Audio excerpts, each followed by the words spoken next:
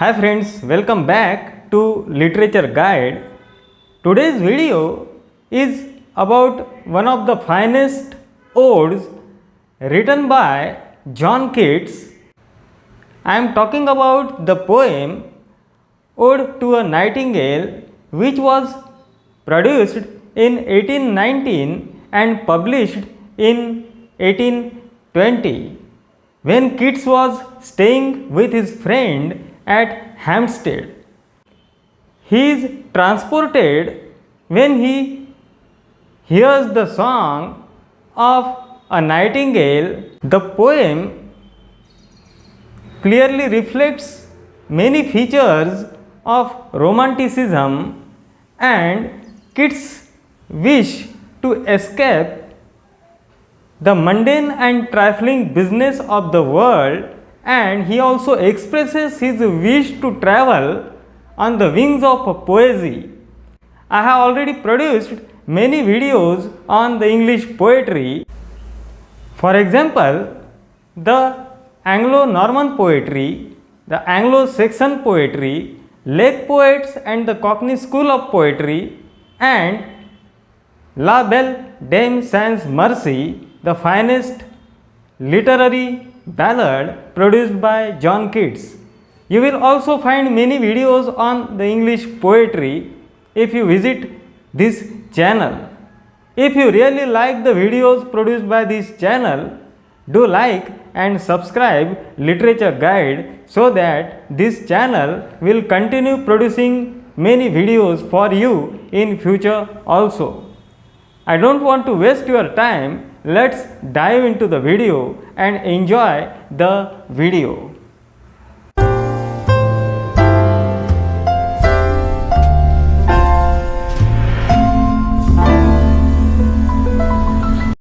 John Keats' Ode to a Nightingale.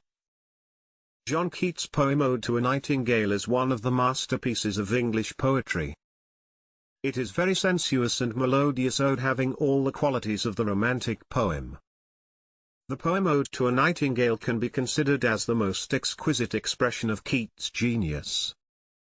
The readers can hear echoes of Edmund Spenser and John Milton in the ode, but it has its own charm and beauty that is absolute and wholly individual.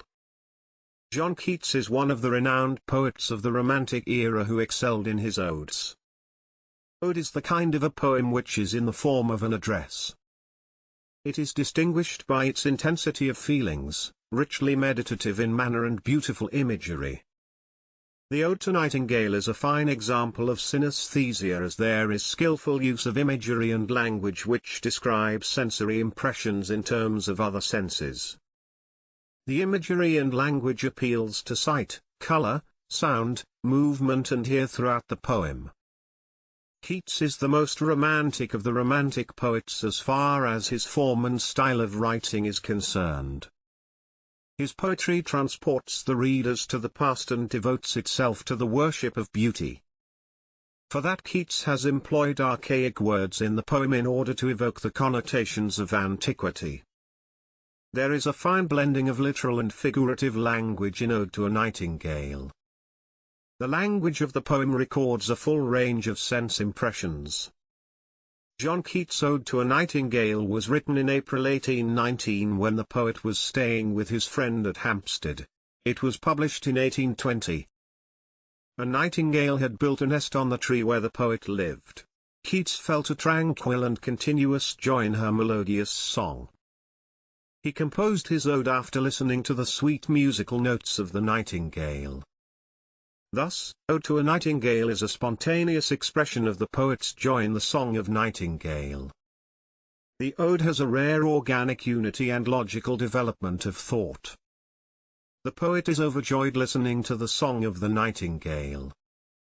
His heart aches and drowsy numbness pains him owing to an excess of joy in the song. First, he wishes for a drink of cool wine so that under its influence he may escape from weariness and the fever and fret of life into the beautiful and enchanting world of the nightingale.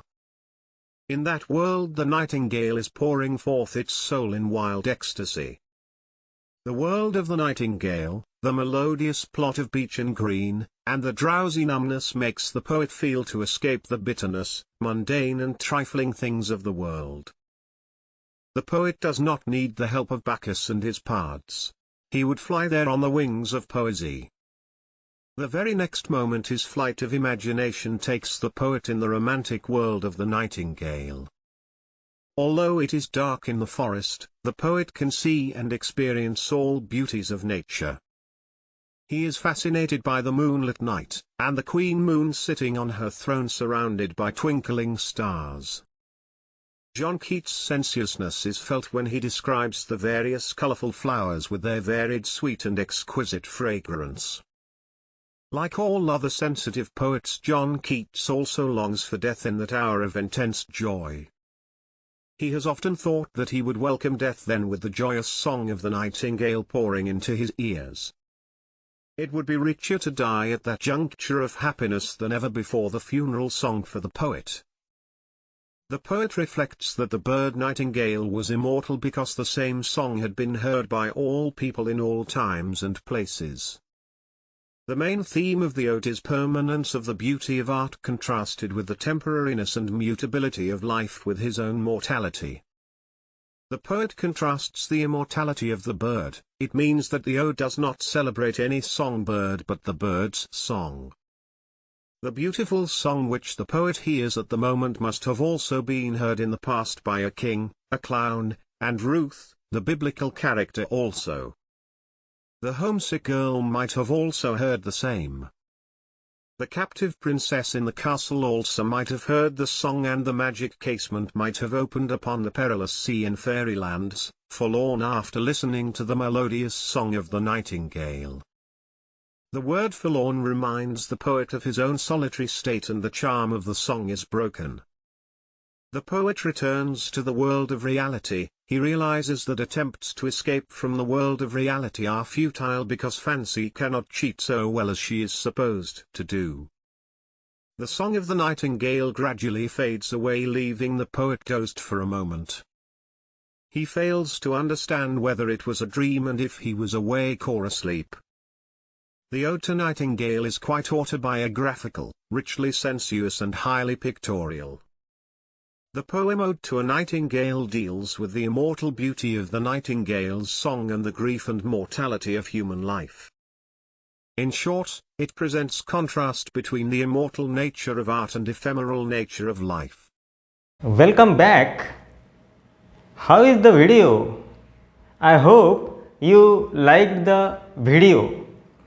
I have produced many videos on English novel. You can find all those videos on my channel. If you visit the channel, you will find all the forms of the English novel. I have already produced many videos on the English poetry also. I have produced the videos like Anglo-Saxon poetry, Anglo-Norman poetry, Lake Poets and the Cockney School of Poetry, La Belle Dame Sans Mercy, the Ballad, the Elegy, and sonnets and sonnet sequences. You can watch all these videos by visiting this channel, Literature Guide. What surprises me is that 80% of the viewers, they do not subscribe this channel, but they watch the videos produced by this channel, and 20% of the subscribers, they do not watch the videos produced by this channel. Isn't it surprising? This channel gains the watch time from the non-subscribers, whereas the subscribers, they do not watch the videos. It is really shocking. Do visit the channel and subscribe this channel. This channel works for the welfare of the students of English literature.